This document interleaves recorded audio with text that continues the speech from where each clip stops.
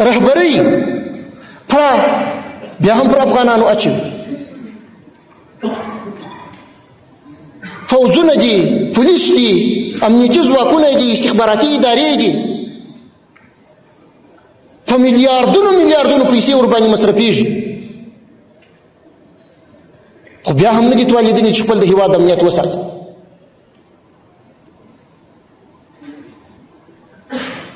امنیتي پیښې کېږي، مشکلات پکښې پیښېږي، خو د دې پر ځای چې د خپل ملت په سترګو کې خاورې واچي، د دې پر ځای چې د مسؤلیت څخه ځان خلاص کړي، د دې پر ځای چې ملت و دوی ته مخ راواړوي چې دومره مصارف او د ملت پر غاړه مو پښه ورېښې ده چې موږ تاسو ساتو، موږ هېواد ساتو، موږ پلانه کوو، موږ پلانه کوو، بیا هم تاسو امنیت نسئ ساتلی. د دې دپاره چې خپل د ملت فکرونه بلې خواته واړوي، هغوی وغولوي، پر افغانستان باندې اتهامات لګوي او پر افغانستان باندې د خپلو ناکامیو پړه اچوي. موږ ورته وایو چې خپل مسؤلیت ته متوجه سه،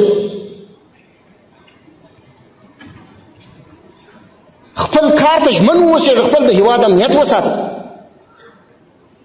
افغانستان مه متهموه. افغانستان د چا دپاره خطر نه دی، افغانستان د چا دپاره ضرر نه دی.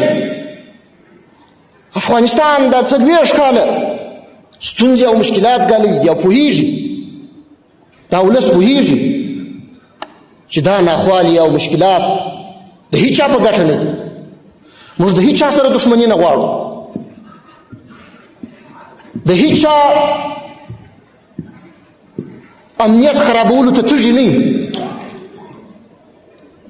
خو دوی باید خپل مسؤلیت وپېژني او نور افغانان او د افغانستان مظلوم ملت او دا